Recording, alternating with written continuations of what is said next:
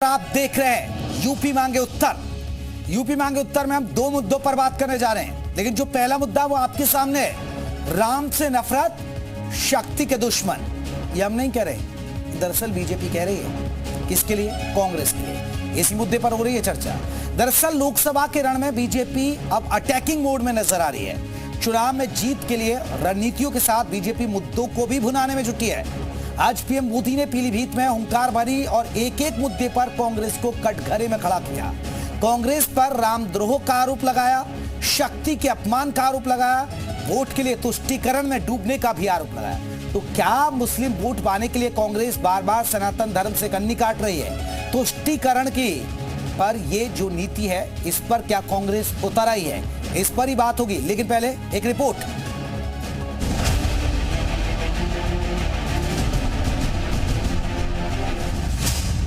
तुष्टीकरण के लिए कांग्रेस करती है राम से नफरत। तुष्टीकरण के लिए प्राण प्रतिष्ठा का न्योता ठुकराया। वोट के लिए कांग्रेस ने राम भक्तों को पार्टी से निकाला। इन गुनाहों की सजा कांग्रेस को मिलेगी, ये कहा प्रधानमंत्री मोदी ने पीलीभीत की चुनावी रैली में। पीएम ने लोगों से विरोधी दलों के इस बात के हिसाब की अपील की है। इन इंडी गठबंधन वालों को राम मंदिर के निर्माण से पहले भी नफरत थी और आज भी नफरत है। भाइयों बहनों, मैं अभी भी समझ नहीं पाता हूं कि इनके मन में इतना जहर भरा है कि उनकी पार्टी से जो प्रतिष्ठा में गए, प्राण प्रतिष्ठा में जो लोग गए, उनको 6 साल के लिए पार्टी से निकाल दिया। आज नवरात्रि का पहला दिन था। प्रधानमंत्री ने शक्ति के अपमान वाले बयान पर भी कांग्रेस की घेराबंदी की। आज देश भर में जिस शक्ति की पूजा हो रही है, उस शक्ति का कांग्रेस ने घोर अपमान किया है। प्रधानमंत्री ने कांग्रेस के रामद्रोह और शक्ति के अपमान का मकसद भी बताया। पीएम ने कहा, तुष्टीकरण के दलदल में कांग्रेस इतना डूब चुकी है कि उससे बाहर नहीं निकल सकती। लोकसभा के इस रण में राम का मुद्दा बार बार उठ रहा है। अयोध्या में रामलला की प्राण प्रतिष्ठा से लगातार ये मुद्दा सुर्खियों में है। कांग्रेस नेताओं को रामलला की प्राण प्रतिष्ठा का न्योता मिला था, लेकिन वो नहीं पहुंचे। प्रत्येक युवा को 1 लाख रुपए इंटर्नशिप, देश की आधी आबादी महिला के प्रत्येक परिवार की एक महिला को 1 लाख रुपए सालाना, किसानों का कर्ज माफी, एमएसपी का हम ये देने जा रहे हैं। अब प्रधानमंत्री जी इस पर बोल नहीं पा रहे हैं, तो इसलिए वो धर्म की राजनीति को डालना चाहते हैं और मुद्दों से ध्यान भटकाना चाहते हैं। कांग्रेस को उसके इस दुस्साहस के लिए साधु संत भी कोस रहे हैं। कांग्रेस अपने नेताओं के बयान, नीतियों के साथ अपने घोषणा पत्र को लेकर भी निशाने पर है, जिसमें उसने अल्पसंख्यकों को साधने के लिए कई वादे कर डाले हैं, जिसे लेकर कांग्रेस बीजेपी के डायरेक्ट निशाने पर आ गई है। ब्यूरो रिपोर्ट, जी मीडिया। तो पीलीभीत में प्रधानमंत्री नरेंद्र मोदी जमकर बरसे। उन्होंने कहा कि ये लोग राम से नफरत करते हैं, इन्होंने शक्ति का दुश्मन बता डाला। लेकिन आज के हमारे महत्वपूर्ण सवाल जो हैं वो आपके टेलीविजन स्क्रीन पर आ रहे हैं। आज के सवाल, क्या कांग्रेस राम विरोधी है? क्या कांग्रेस तुष्टीकरण करती है? क्या कांग्रेस शक्ति का अपमान करती है? कांग्रेस को इसकी कीमत चुकानी पड़ेगी। ये हमारे महत्वपूर्ण सवाल हैं, जिस पर हम चर्चा करेंगे। जिस तरह प्रधानमंत्री नरेंद्र मोदी ने हमला बोला, उसके बाद ये बहुत सारे सवाल उठते हैं। जी, पीएम मोदी ने कौन कौन से मुद्दे उठाए पीलीभीत के अंदर? तुष्टीकरण की बात कही। उन्होंने कहा कि ये एक वर्ग के लिए सोचते हैं, तुष्टीकरण की बात कही। उन्होंने कहा रामद्रोह, क्योंकि ये राम से नफरत करते हैं। शक्ति की बात कही उन्होंने कि महिलाओं का विरोध करते हैं, उनके अपमानित करते हैं। सीए का नाम उठाया, सिख दंगों का जिक्र किया, क्योंकि पीलीभीत में सिख वोटर भी काफी ठीक ठाक है, तो सिख दंगों का भी उन्होंने जिक्र किया। चलिए इसी पर बात करेंगे। हमारे साथ आपको बता दें कई खास मेहमान जुड़ गए, अपने मेहमानों का परिचय करा दूं। हमारे साथ आपको बता दें अशोक पांडे प्रवक्ता हैं बीजेपी के। अशोक जी आपका बहुत बहुत स्वागत है। हमारे साथ अजय वर्मा जी जुड़ेंगे, कांग्रेस के प्रवक्ता अभी जुड़े नहीं है। अजय जी जैसे ही जुड़ेंगे तो हम चर्चा में शामिल करेंगे। HC रावत है, हिंदू धर्म गुरु है। रावत साहब आपका बहुत बहुत स्वागत है। हमारे साथ हाफिज नूर अहमद रजा अजहरी हैं, प्रदेश अध्यक्ष है AIMPLB के। हमारे साथ और भी खास मेहमान जुड़ेंगे। मनजीत सिंह सिरसा पूर्व अध्यक्ष है DSGMC के, वो भी जुड़ेंगे। लेकिन चर्चा की शुरुआत हम देखिए सबसे पहले हम अपने धर्मगुरु HC रावत जी से करेंगे। रावत साहब, जो प्रधानमंत्री नरेंद्र मोदी कह रहे हैं कि आप लोग भी इत्तेफाक रखते हैं, हिंदू धर्मगुरु भी इत्तेफाक रखते हैं कि हाँ कांग्रेस राम विरोधी है, कांग्रेस तुष्टीकरण की राजनीति करती है? बिल्कुल एकदम JP शर्मा जी, इसमें कोई दो राय नहीं है। और जब से कांग्रेस पार्टी बनी तभी से लेकर के आज तक लगातार और देश आजादी के बाद तो तुष्टीकरण की नीति अपनाई है।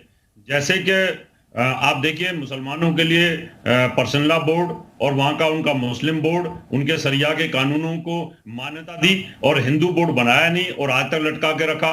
हिंदुओं को तीसरे नंबर पर धकेल के रखा, तो कहीं ना कहीं राम मंदिर को लटका के रखा जब वो बहुत पहले बन जाना चाहिए था लगातार। और राम मंदिर में न जाना, उसको अस्तित्व को नकार देना, क्या राम मंदिर का अस्तित्व नहीं है, काल्पनिक कहानियां है। तो ये सब चीजें बड़ी तकलीफ देती हैं, एक 100 करोड़ हिंदुओं की भावना को झकझोर देती हैं कि एक इतनी बड़ी पार्टी के नेता और प्रधानमंत्री होकर के उस समय के जब इस प्रकार की बातें करते हैं तो आदमी को तकलीफ होती है, हिंदुओं को तकलीफ होती है। और हिंदुओं ने इस बात को समझा और उनकी तुष्टीकरण की नीति को समझा, इसलिए आज हिंदू खुश है। और आगे भी जिस प्रकार से वादे किए जा रहे हैं भारतीय जनता पार्टी के नेताओं के द्वारा और माननीय मोदी जी के द्वारा, वो काफी अच्छे हैं और पब्लिक इस बात को जान रही है। और निश्चित तौर पर जो पार्टी में जो हिंदू धर्म की बात करते थे उन सबको कांग्रेस पार्टी ने निकाल दिया है। ठीक है, नूर अहमद साहब, क्या आप मानते हैं तुष्टीकरण की राजनीति हो रही है? कांग्रेस तुष्टीकरण की राजनीति करती है? नूर अहमद साहब आप भी मानते हैं? देश का माहौल ऐसा है, देश का माहौल ऐसा कर रखा है, सभी पार्टी तुष्टीकरण की राजनीति कर रही है, भाजपा नहीं कर रही है। भारतीय जनता पार्टी तो हिंदू तुष्टीकरण किस लेवल पर चला गया, वो तो मजहब की मार्केटिंग कर रहे हैं। कांग्रेस ने कम से कम धर्म की मार्केटिंग तो नहीं की थी। कांग्रेस के दौर में तो ये सब कुछ हुआ। ये मस्जिद का ताला और ये मस्जिद में बाबरी मस्जिद में जो मूर्तियां रखी गई सब कांग्रेस के दौर में हुआ। तो कांग्रेस से तो आप लाड़ दिखाते हैं हाफिज नूर साहब, ताला इन्होंने खुलवा दिया। नहीं, आप तो लाड़ दिखाते हैं, मार्केटिंग नहीं की। सुना आपने अभी रावत जी को बहुत गौर से सुन लिया, हमारे आप बीच में आ गए। ये क्या तरीका डिबेट कराने का? बोलिए ना, बोलिए नूर। मतलब कांग्रेस, चाहे वो कांग्रेस हो चाहे भाजपा हो, मैं किसी पार्टी का प्रवक्ता नहीं, चाहे कांग्रेस हो चाहे भाजपा हो। मैं नूर अहमद साहब, मैं इसलिए बीच में बोला, आप सुनिए। मैं नूर अहमद साहब, आप ठीक है, आप जोश में बोलते हैं, आप सुनिए। मैं बीच में इसलिए बोला, आप दो तरफा बात कर रहे हैं। एक तरफ कांग्रेस की तारीफ कर रहे हैं, एक तरफ कह रहे हैं कि इन्होंने ताला खुलवाया। तो इसका मतलब असली गुनहगार तो कांग्रेस हुई ना? फिर मैं ये पूछना चाह रहा हूं, आप दोहरा मापदंड मत अपनाइए ना। देखिए और रावत साहब तो एक तरफ की बात कर रहे, वो बीजेपी की तारीफ कर रहे थे एक तरफ। चाहे वो रावत साहब बोले, चाहे मैं बोलूं, चाहे कांग्रेस या भाजपा के प्रवक्ता बोले, अगर आप किसी की बात थोड़ी सी सुन करके अपना फैसला सुनाने लगेंगे तो आपका जजमेंट बहुत गलत होगा, नवाब नाइंसाफी करेंगे। ठीक है, मैंने पूरी बात कर रही भाई और आप बात करने चल दिए। मैंने कहा कि तुष्टीकरण की राजनीति जो है वो सभी पार्टियां करती हैं, चाहे वो कांग्रेस हो, चाहे वो भाजपा हो, चाहे सपा हो। क्योंकि देश में इस वक्त की जो राजनीति है वो इसी लेवल की, इसी तरह की है। कम से कम कांग्रेस ने अपने धर्म को मार्केट में तो नहीं लाए थे। ये लोग तो उसकी मार्केटिंग कर रहे हैं। क्या बताइए, प्राण प्रतिष्ठा कराने का मकसद यही था कि हम चुनाव में खड़े होकर के आवाम को लुभाएंगे। ये बात कह करके क्या हमने प्राण प्रतिष्ठा किया राम मंदिर का?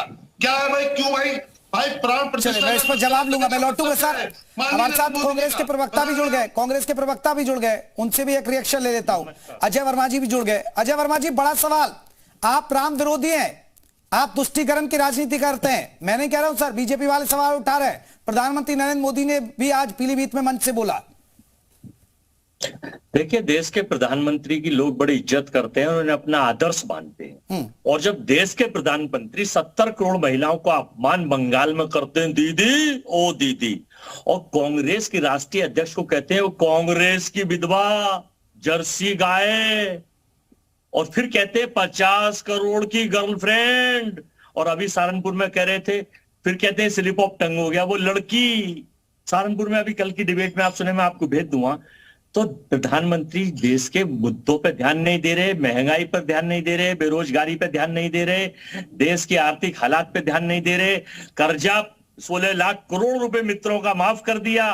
कर्जा जो है कितना पहुंच गया आपको, 1400 लाख करोड़ रुपए पहुंच गया। देश में अभी महंगाई की जो डाटा आया था वो सर्वोच्च उच्चतम स्तर पर है। अभी जो बेरोजगारी का डाटा है 84 स्तर पर है। 45 लाख लोग हिंदुस्तान छोड़ गए, 45 लाख लोग 14 से लेके 24 तक। और ताजा उदाहरण ये है देश में कि 45 करोड़ लोग बेरोजगार हैं, किसानों पे लाठी पड़ रही है, बेटियों को जो पहलवान पोडियम पे गोल्ड मेडल लाती है सड़कों पे घसीटा जाता है, ब्रजभूषण उनका एक नेता उनका मॉलेस्टेशन करता है और उसको ये गोदी में बिठाते हैं, उसको अपने आदर्श बनाते हैं, उसके फोटो लगवाते हैं। ठीक है, मेरा कहने का मकसद बिल्कुल जवाब ले लेता हूं। अशोक पांडे जी जवाब दीजिए, आप मुद्दों से गुमराह कर रहे हैं। अजय जी जवाब ले लूं? फाइनल जी जल्दी से बोलिए अजय जी।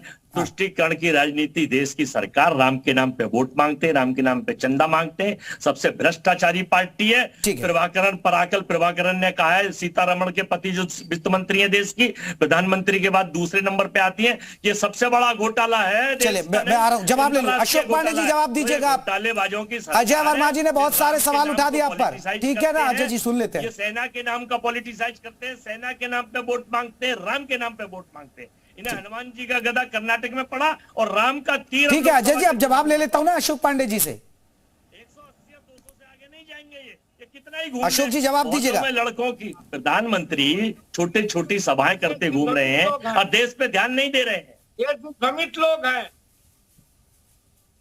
जी। देखिए आपको बता दे कि ये लोग इतने बड़े तुष्टीकरण वाले हैं कि अफजल को फांसी की जो हुई थी तो जाके जवाहरलाल नेहरू यूनिवर्सिटी में अफजल के समर्थन में खड़े थे। भारत तेरे टुकड़े होंगे इंशाअल्लाह के साथ खड़े थे। साहबानों के समर्थन में सुप्रीम कोर्ट में जब फैसला साहबानों के समर्थन में आया तो स्वर्गीय राजीव गांधी जी ने उस फैसले को मानने से इनकार कर दिया क्योंकि मुस्लिम तुष्टीकरण की बात थी। भव्य राम मंदिर की बात हो रही थी तो ये कहते थे ताला हमने खुलवाया, इनसे पूछिएगा ताला बंद किसने कराया था। दूसरी बात, जब भव्य राम मंदिर का निर्माण की बात कोर्ट से हो रही थी तो हमें चिढ़ाते थे मंदिर वहीं बनाएंगे, तारीख नहीं बताएंगे। और फिर एक सुप्रीम कोर्ट में हलफनामा इन लोगों ने दिया कि राम सीता वास्तविक पात्र थे ही नहीं, इससे बड़ा पाप क्या होगा। कांग्रेस पापी है, रामद्रोही है। उसने सुप्रीम कोर्ट में हलफनामा दिया कि राम सीता वास्तविक पात्र नहीं है और उसके साथ सैकड़ों वकील कोर्ट में खड़ा किया कि राम मंदिर का फैसला न आवे। अजय जी आ रहा हूं आपसे। तो भव्य राम मंदिर का फैसला आया है। दूसरी बात, महिलाओं की इज्जत की बात करते हैं। सुप्रिया सिन्हा ने अभी जी ढंग से महिलाओं के ऊपर, हमारी एक नेता के ऊपर अनर्गल पलाप करने का काम किया। ये लोग राम का नाम लेने पर प्रमोद किशन को निकाल देते हैं, गौरव वल्लभ छोड़ के चले जाते हैं। यानी राम के सबसे बड़े दुश्मन अगर रावण था तो उससे बड़े एक कांग्रेसी है। ठीक है अजय वर्मा जी, एक बड़ा सवाल। अजय वर्मा जी, अगर आप कह रहे हैं कि हम राम विरोधी नहीं है तो सर राम से दूरी भी बना रखी है आपने, क्योंकि आपको एक विशेष वर्ग का आपको चाहिए वोट। बताइए, आप राम मंदिर दर्शन करने नहीं जाते, जो राम के दर्शन करने चले जाते हैं उनको आप पार्टी से बाहर निकाल देते हैं। अरे सुन तो लीजिए भाई, ये झूठ का एजेंडा, झूठ की मशीन लेके बैठे हैं। पुरानी सड़ी गली सीडी उठा लाए। हम 15 तारीख को हमारे अध्यक्ष अजय राय, अविनाश पांडे और हम लोग दर्शन करने गए। हम किसी की इवेंट मैनेजमेंट में जो राम को बेच रहे हैं, जो राम के नाम पे चंदा ले रहे हैं, हम इवेंट मैनेजमेंट में भागीदारी नहीं करते। हम राम हमारे कड़कड़ में मौजूद है और ये ठेकेदार है, सर्टिफिकेट। अशोक जी को लाइएगा। कंगना रनौत का देश में क्या योगदान है? कंगना रनौत का, उसने ये कहा था जब उर्मिला मातोंडकर को टिकट दिया गया था, भारत की एक बेटी को टिकट दिया गया था, उसने कहा था soft porn star, soft porn star, soft porn star. मैं निंदा करता हूं। सर हेमा मालिनी की भी सर हेमा मालिनी पर भी, हेमा मालिनी के बयान पर भी निंदा कर दीजिए ना, जो सुरजेवाला ने टिप्पणी की उस पर भी आप कर दीजिए निंदा। अजय वर्मा जी उस पर निंदा नहीं करेंगे? सॉफ्ट पॉर्न स्टार, कितनी बेशर्मी की बात है। और वो आज भाजपा ऐसे लोगों को ढूंढ ढूंढ के अपना टिकट बनाती है। और ये जो थी वो बेटी पहलवान बेटी थी, उसके फेवर में नहीं है दिल्ली वाले अशोक पांडे जी, उनकी तो बेटी की समान है वो। ये तो कुलदीप सेंगर के साथ है, ये ब्रजभूषण के साथ है, ये आसाराम बापू जो बलात्कारी बाबा है उसके चरण छूते हैं, ये चिन्मयानंद को गुरु मानते हैं, ये उनके शिष्य हैं। चले मैं लौटूंगा आप सभी बनी रहिए। मैं एक रामद्रोह के बारे में बता देता हूं दर्शकों को, दरअसल पहले फिर आप बने रहिएगा, लौटेंगे हम। दरअसल रामद्रोह, सपा राम भक्तों पर गोली चलवाई जो बीजेपी कहती है, एसपी के हाथ कार सेवकों के खून से रंगे, राम मंदिर के खिलाफ पैरवी की कांग्रेस ने, ये बीजेपी के आरोप है। राम को नकारा, काल्पनिक कहा कांग्रेस ने, सपा ने राम भक्तों पर गोलियां चल, ये आरोप है जो रामद्रोह की बात कही जा रही है। चलिए हमारे साथ मेहमान जुड़े हैं। रावत साहब, एक सबसे बड़ा सवाल है जो हमने बिंदु भी दिखाए, आपने बिंदु देखे, लेकिन नूर अहमद साहब कह रहे हैं कि देखिए सब तुष्टीकरण की राजनीति कर रहे हैं, ठीक है इनको भी हिंदुओं का वोट चाहिए बीजेपी वालों का, लेकिन ये कह रहे हैं कि कांग्रेस फिर भी ठीक है, कांग्रेस ने धर्म का डिडोला नहीं पीटा। जी मैं बताना चाहता हूं नूर अहमद साहब को, वैसे तो उनकी पूरी नॉलेज है। समाजवादी पार्टी के लिए इमाम बुखारी ने जामा मस्जिद से चिल्ला करके फतवा जारी किया था कि भाई उत्तर प्रदेश के जितने भी मुसलमान हैं सब समाजवादी पार्टी को देंगे। चोरी छिपे जब बहुजन समाजवादी पार्टी के साथ हुए तो उसके फेवर में फतवा जारी कर दिया। तो इनके फतवे तो लगातार होते रहते हैं। और आपने आजम खान का एक बार कहीं ना कहीं स्टिंग ऑपरेशन भी देखा था, उन्होंने कहा किसी भी तरीके से आप देखिए कि सारे मुसलमान एक हो जाओ और इनको हराओ, ये मायावती को हराओ, इसको हराओ, यानी कहीं ना कहीं तुष्टीकरण की नीति तो सभी करते हैं, नूर अहमद साहब भी करते हैं और कांग्रेस ने सबसे ज्यादा की है, इसमें कोई दो राय नहीं है। तभी आज हिंदू थोड़ा अपने को अच्छा गर्व महसूस करता है कि उनका राम मंदिर बना है, हमारे राम मंदिर में हम अच्छे से जा सकते हैं। अब लाखों लोगों को वहां पर रोजगार मिल रहा है और लाखों लोग वहां पर दर्शन करने के लिए जाते हैं। तो कांग्रेस को आगे आना चाहिए था इसमें, तो ज्यादा अच्छा। नूर अहमद साहब देखिए आपने बीजेपी पर सवाल उठाए, सर बीजेपी का तो एजेंडा यही है, वो तो राम मंदिर के एजेंडे से ही चले थे, 2 सीट से लेकर यहां तक पहुंच गए। देखिए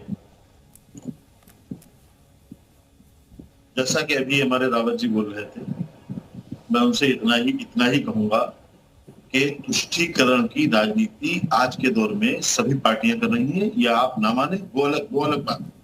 अहमद बुखारी ने या अब्दुल्ला बुखारी ने क्या कहा, कैसे कहा, ये आप बिना वजह में उसको फतवा आप बताए पड़े हो, तो आप बता दे रहे हो। मस्जिद में खड़े होकर के कोई किसी पार्टी के लिए वोट नहीं मांगता, मस्जिद से बाहर कहीं उन्होंने अगर बयान मीडिया के सामने दे दिया तो वो फतवा नहीं होता।